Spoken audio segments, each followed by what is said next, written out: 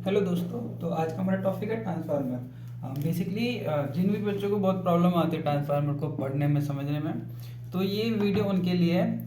May be मैं अपनी तरफ से पूरी कोशिश करूँगा कि मैं आपको उतने अच्छे से समझा सकूँ कि आपके सारे डाउट क्लियर हो जाए। तो सबसे पहले क्या है, ट्रांसफार्मर के अंदर कुछ चीज़ें हैं, कुछ चीज़ें जिनका आपको ख्याल रखना है और आपको याद रखना है एक तरीके से, ठीक है। तो ट्रांसफार्मर के अंदर एक कोर होता है, ये आपको ये कोर बनाया है मैंने, और कुछ वाइंडिंग होती है। वाइंडिंग में भी कॉपर और एल्युमिनियम और भी अलग मटेरियल का भी यूज किया जा सकता है। कोई कंडीशन नहीं है कि हम कॉपर और एल्युमिनियम का यूज करें, लेकिन मैंने जो अभी तक प्रैक्टिकल देखे हैं वो कॉपर और एल्युमिनियम के देखे हैं। ओके, तो ये ट्रांसफार्मर है।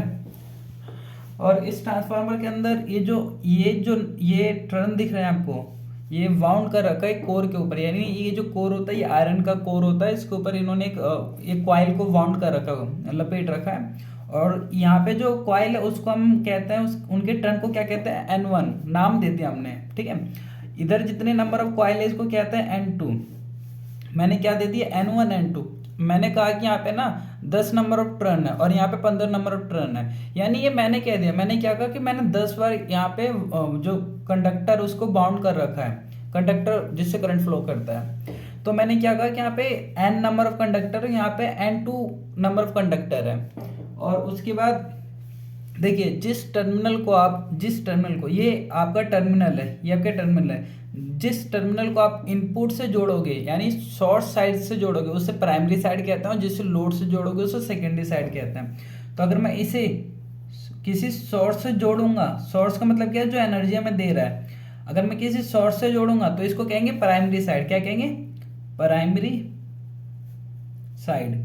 अगर मैं इसे सोर्स से जोड़ता तो ये प्राइमरी कहलाता। देखिए, हम ट्रांसफार्मर के दोनों तरफ से इनपुट देते नहीं है, क्योंकि हम ट्रांसफार्मर को इस तरीके से डिजाइन करते हैं कि हम उससे आउटपुट ले सके। हम क्यों किसी को अपनी एनर्जी देंगे वेस्ट करने के लिए। तो बेसिकली दोनों तरफ से हम कभी ट्रांसफार्मर पे इनपुट नहीं देते, और जहाँ से हम इनपुट दे रहे हैं उसको प्राइमरी कहते हैं, और जहाँ से हम आउटपुट ले रहे हैं उसको क्या कहते हैं, उसको सेकेंडरी कहते हैं। ओके, तो ये मेरा सेकेंडरी हो गया। तो इसको कहते हैं हम सेकेंडरी साइड। सेकेंडरी साइड इसलिए क्योंकि ये दूसरी तरफ है, इसलिए इसे सेकेंडरी साइड कहते हैं। और ये मैंने एक लोड बना रखा है, ये जो आपको ये वेरिएबल लोड है, इसलिए मैंने इस पे एक एरो बना दिया कि इसे वेरी कर सकते हैं। अब जो यहाँ पे करंट जा रहा है उसको हम कहते हैं I1, जो यहाँ से करंट बाहर आ रहा है उसको कहते हैं I2। ये हमने खुद नाम मतलब एक नाम रख दिया। आई का मतलब करंट की यूनिट क्या होती है, करंट को हम आई से प्रेजेंट करते हैं, यूनिट तो एम्पियर होती है। तो यहाँ पे हमने करंट दे दिया, इनपुट करंट I1 और आउटपुट करंट I2। और जो जो वोल्टेज अप्लाई कर रहा है उसका नाम हमने दे दिया V1, और यहाँ पे हमें वोल्टेज मिल रहा है इसका नाम दे दिया V2। ये सारी चीजें हमने खुद मतलब हमने इसका खुद नाम रखा है V1 V2। आपको सभी बुकों में ऐसा ही मिलेगा, कुछ अलग मतलब अभी तक जितनी भी मैंने बुकें पढ़ी हैं सबके अंदर ऐसा ही है। तो बस अभी हमने क्या बनाया, कोर बनाया, कोर में वाइंडिंग बनाई और उनका नाम दे दिया कि यहाँ पे N1 टर्न है या N2 टर्न है। यहाँ पे जो करंट जा रहा है वो I1 है, यहाँ से जो करंट जा रहा है वो I2 है, और जो यहाँ पे टर्मिनल वोल्टेज है वो क्या है, V1 है, और यहाँ पे जो टर्मिनल वोल्टेज है वो V2 है। तो यहाँ तक बस आपको याद करना है, ये चीज़ आपको याद रखनी है। अब जो इंपॉर्टेंट बात है वो क्या है, ट्रांसफार्मर फ्रीक्वेंसी को चेंज नहीं करता है। फ्रीक्वेंसी को चेंज नहीं करता मतलब क्या है कि जो फ्रीक्वेंसी यहाँ पे होगी, यानी मान के चलो F1 है यहाँ पे और यहाँ पे फ्रीक्वेंसी F2। फ्रीक्वेंसी का मतलब क्या है, जो आप इनपुट में दे रहे हो, यहाँ पे इनपुट में दे रहे हो F1, तो आपको आउटपुट में भी क्या मिलेगा, F1। फ्रीक्वेंसी को चेंज नहीं करता है ट्रांसफार्मर। क्या कह रहा हूँ मैं क्या कह रहा हूँ, ट्रांसफार्मर फ्रीक्वेंसी को चेंज नहीं करता है। और दूसरी बात, ट्रांसफार्मर पावर को भी चेंज नहीं करता है, यानी P is equal to P। जो पावर आप इनपुट में दे रहे हो वो पावर आपको आउटपुट में मिलेगा। ये कंडीशन आइडियल है। मतलब देखो,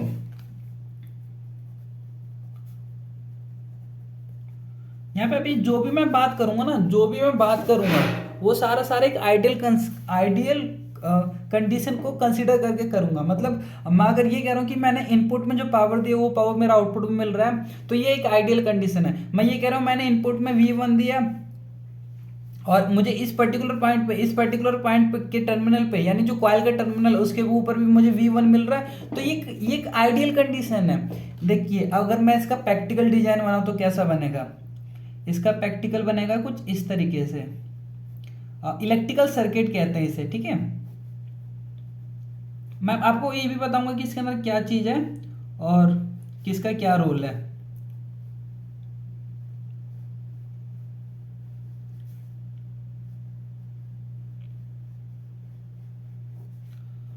अब मैं आपको बताता हूँ हुआ क्या बेसिकली। देखिए क्या है, ये R1 है, ये X1 है।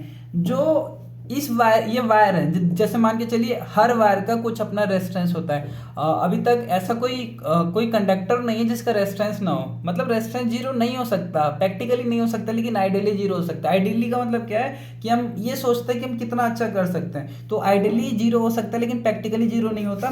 तो यहाँ पे हमने इस आइडियल कंडीशन में इसको जीरो माना था, लेकिन प्रैक्टिकल में जीरो नहीं है, यानी इसका रेजिस्टेंस जीरो नहीं है। इसका कुछ रेजिस्टेंस भी होगा, कुछ इंडक्टेंस भी होगा। इसी तरीके से हमने जो इसका रेजिस्टेंस है उसको और इंडक्टेंस को ऐसे शो कर दिया, और जो कोर लॉस है उसको हमने यहाँ शो किया है, कोर लॉस को यहाँ शो किया है, और जो यहाँ पे जो ट्रेंड है उसको यहाँ शो किया हमने। और सिमिलरली आपका सेकेंडरी में भी होगा, सेकेंडरी में भी आपका क्या होगा, कोर लॉस होगा, आपका रेजिस्टेंस होगा और इंडक्टेंस होगा। जो टोटल कोर लॉस है वो हमने इसमें शो कर दिया, इसलिए हमें इसमें शो करने की जरूरत नहीं है। अगर हम चाहते तो इसमें भी शो कर सकते, तो हमारी मर्जी है। तो अभी आपको आइडियल कंसीडर करके चलना है, मतलब इसको आपको नेगलेक्ट कर देना, आपको इसे नहीं देखना, आपको बस ऊपर वाले सर्किट को देखना है। आप ऊपर वाले सर्किट को देख रहे हो। अब आपको क्या करना है, देखो मैं आपको बताता हूँ। सबसे पहले मैंने क्या बोला, जो हमने टर्मिनल पे अप्लाई किया वो V1 है, जो आउटपुट में मिल रहा है वो V2 है, जो इनपुट पावर है और जो आउटपुट पावर है वो इक्वल है। तो मैं जो इक्वल है उसको ऊपर लिख देता हूँ, P1 is equal to P2।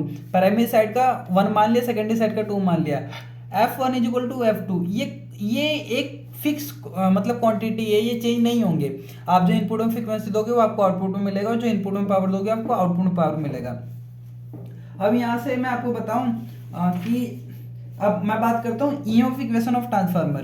किस पे बात करता हूँ, ईएमएफ इक्वेशन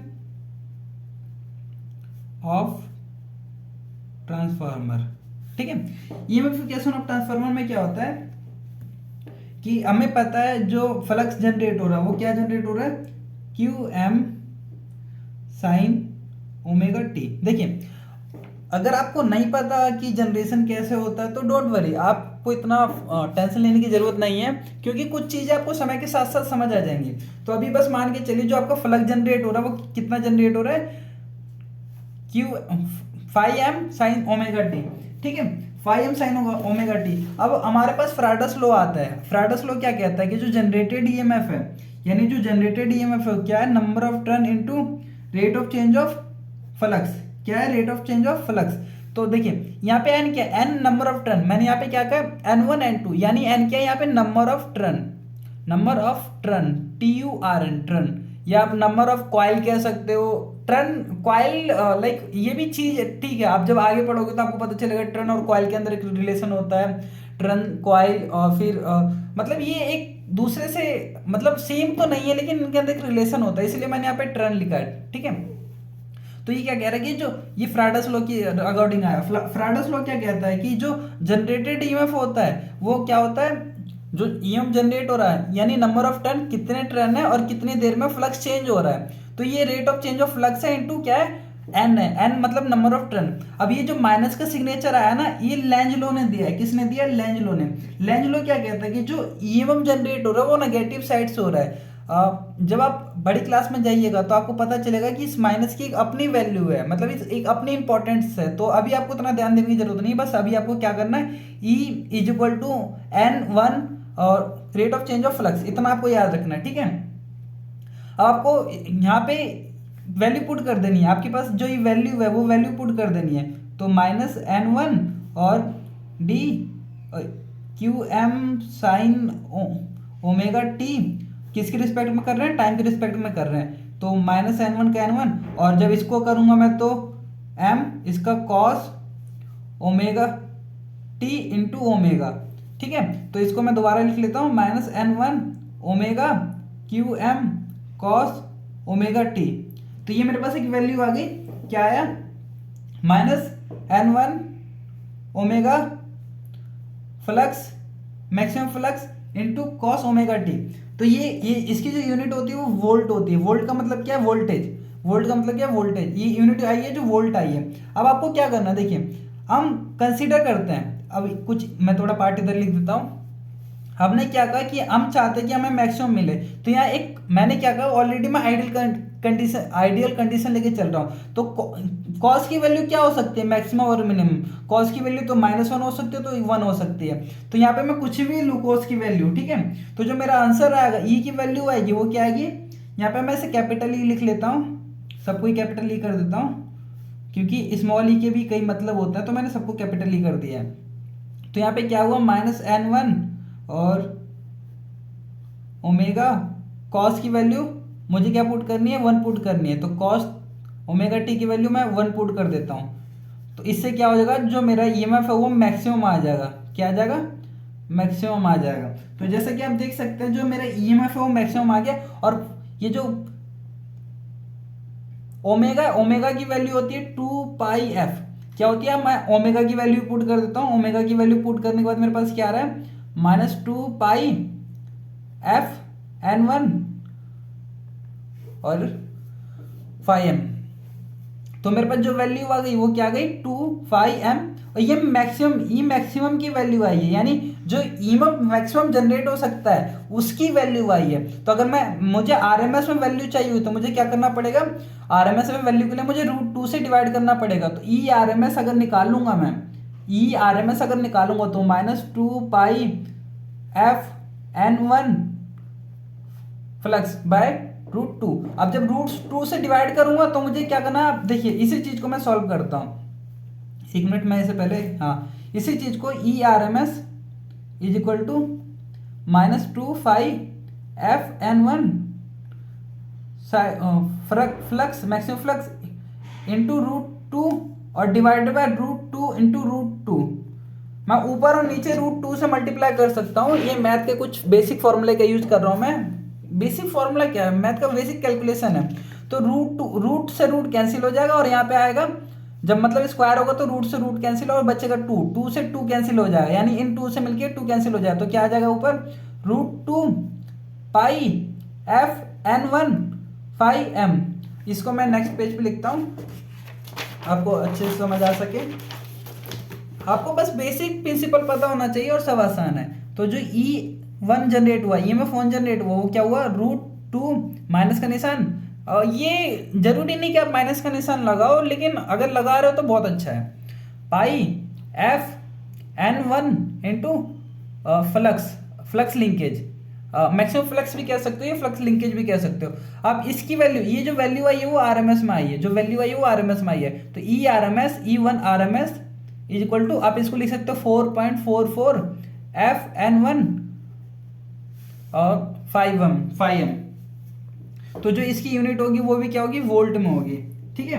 तो ये जो वैल्यू आई है आपकी, ये वोल्ट्स में आई है। और ये जो हमारा जो इस सर्किट में ये सर्किट जो आपको दिखाई दे रहा है, इस सर्किट में जो ये जो यहाँ पे जो जनरेट हो रहा है वोल्टेज, जो यहाँ पे वोल्टेज जनरेट हो रहा है इस पर्टिकुलर एरिया में, उसकी जो वैल्यू आई वो क्या आई है, 4.44f(n)5m, ठीक है। अब इसी तरीके से, अब ये आइडियली है, तो जाहिर सी बात है जो यहाँ पे फ्लक्स जनरेट होगा, जो भी यहाँ फ्लक्स जनरेट होगा वो इसको लिंक करेगा। और ये आइडियल है, तो इसका मतलब क्या है, ये फ्लक्स 100% उसको लिंक करेगा। तो यानी E1 की वैल्यू अगर मेरी आई है, तो E2 RMS की वैल्यू क्या आएगी, E2 RMS की वैल्यू भी क्या आएगी, 4.44f। फ्रीक्वेंसी सेम होगी, लेकिन नंबर ऑफ टर्न क्या है, डिफरेंस है। तो यानी मैंने क्या लिया है, N2 लिया है, और फिर क्या लिया है, 5m लिया है। अब देखिए मैं इन्हीं दोनों फॉर्मूले को नीचे लिख लेता हूं, ठीक है, 1 by 1 करके। E1 divided by E2 RMS नहीं लिख रहा हूं, कोई दिक्कत नहीं है, पता है मैं RMS वैल्यू 4.44f(n1) 5m, और फिर नीचे लिख लेता हूं 4.44f(n2) 5m।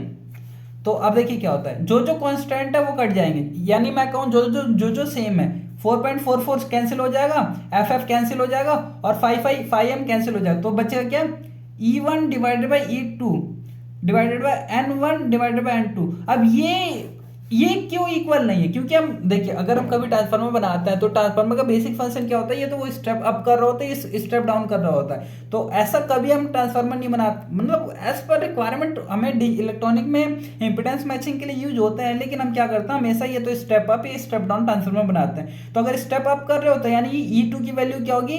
कम होगी कंपेयर टू E1, तो स्टेप अप के कारण ही चेंज होगा। और नंबर ऑफ टर्न कभी हम, मतलब आइडियली हम वैसा ट्रांसफार्मर डिजाइन नहीं करते जिसमें नंबर ऑफ टर्न इक्वल हो। वो इंपीडेंस मैचिंग एक कंडीशन है जिसके अंदर हम ऐसा ट्रांसफार्मर इलेक्ट्रॉनिक के अंदर यूज करते हैं, अदरवाइज हमें जो भी ट्रांसफार्मर मिलेगा उनके नंबर ऑफ टर्न के अंदर डिफरेंस होगा, यानी नंबर ऑफ टर्न ये कम भी हो सकता है, ज्यादा भी हो सकता है, वो डिपेंड करता है कि हमने ट्रांसफार्मर किस तरीके का डिजाइन किया है।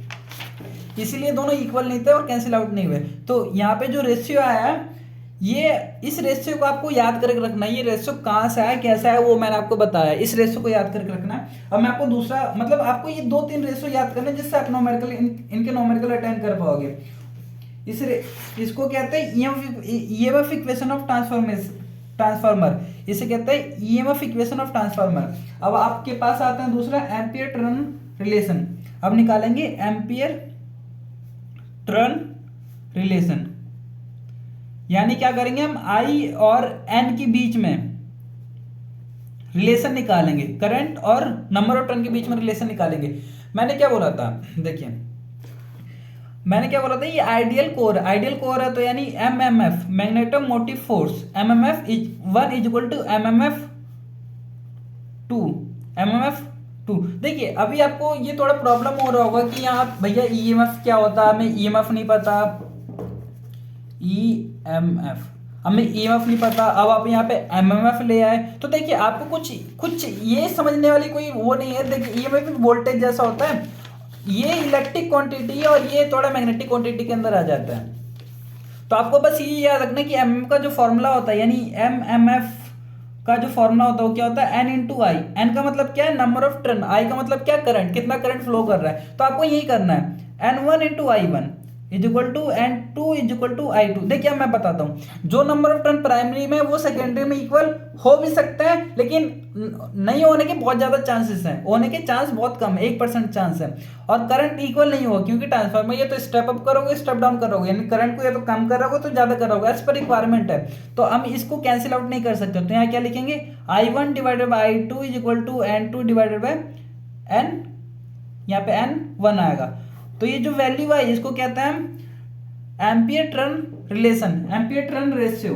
क्या कहते हैं, एम्पियर टर्न रेशियो, इसको कहते हैं N1। मैं इसको दोबारा लिख देता हूँ, I1 divide by I2 is equal to N2 divide by N1। आपको ये कुछ पॉइंट को ना बहुत लाइक आपको इसे याद कर लेना कैसे आया। अगर आपको लाइक ज़्यादा डिटेल देखना तो आप इसी बुक को फॉलो कर लेना, और ये आपको फॉर्मूले याद होने चाहिए। अगर आप ये फॉर्मूले याद रहोगे आपको, तो आप इससे नोमेरिकल भी कर पाओगे, एज प्लस आप अपने कॉन्सेप्ट को अच्छे से समझ पाओगे। कुछ टॉपिक को आपको याद रखना, अदरवाइज और ज़्यादा डीप में जाने के लिए तो आपको बुक पढ़ना पड़ेगा, लेकिन आपको जो डेरिवेशन समझ नहीं आते मैं उसमें ही आपकी हेल्प कर सकता हूँ। तो हमारा भी आ गया एम्पियर टर्न रिलेशनशिप। अब आता है टर्न रेशियो की बात करते हैं। किसकी बात करते हैं, turn ratio, TURN, turn ratio of transformer. देखिए मैं आपको बताता हूँ टर्न रेशियो ऑफ ट्रांसफॉर्मर क्या होता है। मैंने आपको क्या बोला था कि ये जो ट्रांसफॉर्मर वो आइडियल है। आइडियल का मतलब क्या है, जो E1 है यानी जो यहाँ पे वोल्टेज जनरेट हो रहा है वो इनपुट वोल्टेज होगा, जो जनरेटेड वोल्टेज यहाँ पे, यानी जो आप इनपुट यहाँ पे दे रहे हो वही इनपुट वोल्टेज यहाँ पे होगा। तो यानी क्या होगा, E1 is equal to V1, मानते हैं इस बात को। वैसे ही E2 is equal to V2 हो जाएगा। तो एक बात तो हमें समझ आएगी, E1 is equal to V2 हो जाएगा और V1 is equal to V2, E1 is equal to V1 हो जाएगा, E2 is equal to V2 हो जाएगा। यहाँ तक तो ठीक है। अब मैं आपको बताता हूँ, power 1 is equal to power 2। अब देखिए पावर 1 का मतलब क्या है, पावर 1 का मतलब होता है प्राइमरी साइड ऑफ पावर, जो आपने प्राइमरी साइड में पावर दिया, और पावर 2 का मतलब क्या है, सेकेंडरी साइड ऑफ पावर। और जो PI का फॉर्मूला होता है, PI का फॉर्मूला बताता हूं मैं, PI का फॉर्मूला होता है V into Y cos theta. और PI1 लिया तो V1 और I1 लेना पड़ेगा मुझे, वैसे ही मैं यहाँ पुट करता हूँ, V1 I1 cos theta is equal to V2 I2 cos theta. Cos theta cancel हो जाएंगे, बचेगा V1 I1 is equal to V2 I2। अब देखिए क्या करना है, ये वोल्टेज इसके डिवाइड में चला जाएगा, तो V1 divided by V2, current divide में चला जाएगा I2 डिवाइडेड बाई I1। एक मेरे पास ये हो गया। कैसे आया, क्यों आया, वो मैंने पावर के फॉर्मूले से निकाला, ये एमएमएफ के फॉर्मूले से निकाला था, और जो पहले वाला था वो किसके फॉर्मूले से निकाला था, वो मैंने निकाला था ईएमएफ इक्वेशन ऑफ ट्रांसफार्मर। मैंने 3 फॉर्मूलों का यूज किया है, और ये किसके बेस पे निकला था, जो पहला निकला था वो क्या किसके बेस पे निकला था, फ्राइडस लॉ के बेस पे निकला था, जिसमें हमने माइनस का जो सिंबल था वो लेंज लॉ को प्रेजेंट कर रहा था। और यहाँ पे हमने किसको लिया है, यहाँ पे टर्न रेशियो हमारा उससे आया था। उसके बाद हमने क्या किया, एमएमएफ बैलेंस इक्वेशन का यूज किया हमने, बैलेंस इक्वेशन ने हमें ये रेशियो दिया। उसके बाद पावर बैलेंस इक्वेशन का हमने यूज किया, मतलब जो इनपुट पावर हो जो आउटपुट पावर हो वो इक्वल है ट्रांसफार्मर में। ये जब उसकी पहली लाइन पढ़ोगे डेफिनेशन में तो आपको पता चल जाएगा कि ट्रांसफार्मर पावर को चेंज नहीं करता। तो उसके हिसाब से मैंने V1 by V2 equal to I2 by I1 निकाला। ये एक आइडियल कंडीशन है। मैंने क्या बोला, ये एक आइडियल कंडीशन है, जो आप वोल्टेज इनपुट में दे रहे हो और जो आउटपुट में दे रहे हो वो मतलब प्रैक्टिकली उसमें बीच में लॉसेस भी होते हैं, कॉल लॉस हो गया और आपका कॉइल लॉस हो गया, कॉपर लॉस हो गया, तो वो लॉसेस को हम नेगलेक्ट करके चल रहे हैं। तो मैं सीधा एक रिलेशन दिखाता हूँ, एक E1 divided by E2 is equal to V1 divided by V2 is equal to N1 divided by N2 is equal to I2 by I1। देखिए इस फॉर्मूले में बड़ा आसान है फॉर्मूला याद करना। ये 1 1 1 चल रहा है, लेकिन ये 2 चल रहा है, यानी I उल्टा हो गया। तो आपको ये ऐसे याद रखना, ये इसको कहते हैं ट्रांसफार्मर रेशियो। क्या कहते हैं, ट्रांसफार्मर रेशियो। अब देखिए यहां पे आता है ए इज इक्वल टू क्या होता है, N1 बाय N2। किसी बुक में आपको A मिलेगा, किसी बुक में आपको K मिलेगा। K का मतलब बता देता हूं, K का मतलब क्या होता है, N2 बाय N1। आपको फर्क दिखाई दिया। जब होता है क्या है, हम किसी बुक से पढ़ते हैं A is equal to N1 by N2, लेकिन किसी और बुक में नोमेरिकल में दे रखा होता है K is equal to N2 by N1, तो वो नोमेरिकल से बनता ही नहीं, ये हमारा आंसर सही नहीं आता। फिर हम सोचते हैं कि यार हमने क्या गलत कर दिया। आपको किसी एक को फॉलो करना है, और आपको अगर आप किसी एक बुक को फॉलो करना है, यानी आपको ऐसा नहीं कि आप सोशल मीडिया की यूट्यूब की सारी वीडियो देखने लग जाओ। आप किसी एक बुक को फॉलो करो और उस बुक को रीड करो, और उसी के रिगार्डिंग आप स्टडी मटेरियल देखो। होता क्या है, कई टीचर्स के को पढ़ाते हैं, कई टीचर ए पढ़ाते हैं, तो उनमें बहुत दिक्कत आती है नए स्टूडेंट को। तो इस बात पे आप ध्यान रखना। ये आप दोनों फॉर्मूले याद कर लो कि अगर कहीं के दिख रहा है तो उसका मतलब क्या है, N2 बाई N1 होगा। अगर कहीं ए दिख रहा है तो उसका मतलब क्या है, N1 बाई N2 होगा। इतना आपको याद रखना है। तो आज के लिए बस इतना ही, वीडियो ज़्यादा बड़ी हो जाएगी वरना, और वैसे ज़्यादा बड़ी हो चुकी है। मैं आपको कुछ आइडियल ट्रांसफार्मर की कुछ कंडीशन बता देता हूँ। मैंने आपको बता दिया कि आइडियल ट्रांसफार्मर क्या होता है, लेकिन फिर भी देखिए आइडियल ट्रांसफार्मर में क्या होता है मैं आपको बता देता हूं। आइडियल ट्रांसफार्मर में नो वाइंडिंग लॉस होता है, नो वाइंडिंग, यानी जो आपका कंडक्टर है, कॉपर, एल्युमिनियम या किसी और मटेरियल का बना डज नॉट मैटर, उसमें कोई भी लॉस नहीं है, यानी उसमें कोई I2R का लॉस नहीं है। नो कोर लॉस, यानी जो कोर है वो भी क्या है, उसके अंदर भी कोई लॉस नहीं है। ये आइडियल की कंडीशन बता रहा है। No leakage, no flux leakage, no flux leakage. मैं आपको अभी बताऊंगा कि फ्लक्स लीकेज क्या होता है। और 4 पॉइंट जो है इसका, वो क्या लिखा गया, इन्फिनाइट परमेबिलिटी। अब मैं आपको कोर बना के दिखाता हूं, इसका मतलब क्या है। देखिए ये आपके पास एक कोर है, कुछ वाइंडिंग है इसके ऊपर। अब वो क्या कह रहा है कि जो कोर है ना, कोर की मतलब कोर फ्लक्स को अपोज नहीं कर रहा है, वो तो कह रहा है भाई जाओ जाओ जाओ। मतलब देखिए जैसे कि हमारे में ना रेजिस्टेंस होता है, इलेक्ट्रिक में रेजिस्टेंस होता है, रेजिस्टेंस को हम R से प्रेजेंट करते हैं, और R क्या करता है, द अपोज ऑफ करंट, यानी करंट को रोकता है। वैसे ही परमेबिलिटी क्या होता है, इसका उल्टा क्या होता है, R का उल्टा होता है 1/G। कंडक्टेंस क्या कहता है, कंडक्टेंस कहता है भाई तुम जाओ, मतलब वो परमिशन दे देता है लेकिन रेजिस्टेंस रोकता है। तो वैसे ही जैसे कंडक्टेंस होता है वैसा क्या है, परमेबिलिटी होती है। परमेबिलिटी का मतलब क्या है कि वो जो कोर है वो कहता है भाई तुम जाओ, तुम फ्लक्स को जाने दो, फ्लक्स को रोको मत। तो कह रहा है जो ये रोकने वाला जो अपोजिशन है ना वो जीरो है। मतलब ऑपोजिशन जीरो क्या मतलब क्या, परमेबिलिटी क्या उसकी इन्फिनिटी है। अगर मैं आर को जीरो कर दूं यानी कंडक्टेंस को निकालूं, मैं कंडक्टेंस को निकालने के लिए 1/r करना पड़ेगा। अगर आर को मैं जीरो कर दूं तो जो ये वैल्यू है वन की वो इन्फिनिटी हो जाएगी। ये देखिए वन की वैल्यू इन्फिनिटी हो गई। तो इस हिसाब से क्या है, जो जैसे यहाँ पे आप रेजिस्टेंस को, यहाँ पे जो रिलेक्टेंस होता है, रिलेक्टेंस को आप जीरो करोगे वैसे आपकी जो परमेबिलिटी होगी वो इन्फिनिटी हो जाएगी। अभी क्या कह रहा है, नो फ्लक्स लिंकेज, लीकेज का मतलब क्या है कि जो यहाँ फ्लक्स जनरेट हो रहा है, देखिए यहाँ फ्लक्स जनरेट हो रहा है, वो फ्लक्स एयर में नहीं जा रहा, वो पूरा कोर के अंदर जा रहा है। उसके कहने का मतलब ये है, लेकिन आइडियली ऐसा नहीं होता। वो कह रहे नो वाइंडिंग लॉसेस। मैंने आपको एक प्रैक्टिकल डायग्राम बना के दिखाया था, ये देखिए पीछे इस डायग्राम के अंदर ये रेजिस्टेंस दिखाया है, कुछ ये दिखाया, फिर कुछ कोर लॉस दिखाया। उसने क्या बोला, कोर लॉस भी जीरो है और जो ये रेजिस्टेंस है ना दोनों तरफ के वो भी जीरो है, इसने ये कह दिया। तो ये जो 4 पॉइंट लिख रखे, no winding loss, no core loss, no flux leakage और इन्फिनिटी प्रोबेबिलिटी का मतलब ये होता है। और नेक्स्ट वीडियो हम देखेंगे कि मतलब हम इससे अच्छा क्या कर सकते हैं। और मैं आइडियल, ये जो मैंने आपको डिस्कशन की पॉइंट, ये सारे आइडियल से ही हमने डिराइव किए हैं और कुछ प्रैक्टिकल नहीं था। अगर कुछ प्रैक्टिकल होता तो हमें वहाँ पे लॉसेस को कंसीडर करना पड़ता। और तो आइडियल के सारे मैंने सारे फंक्शन को कर लिए। अगर फिर भी आपको लगे कि नहीं मुझे इस पे और डिटेल में वीडियो बनानी चाहिए या ये वीडियो थोड़ी लाइक, आपको जो भी लगे मुझे कमेंट करके बताना। अगर मुझे जैसा हो सकेगा मैं उस हिसाब से अपने आप को इम्प्रूव करूंगा। Thank you for watching this video.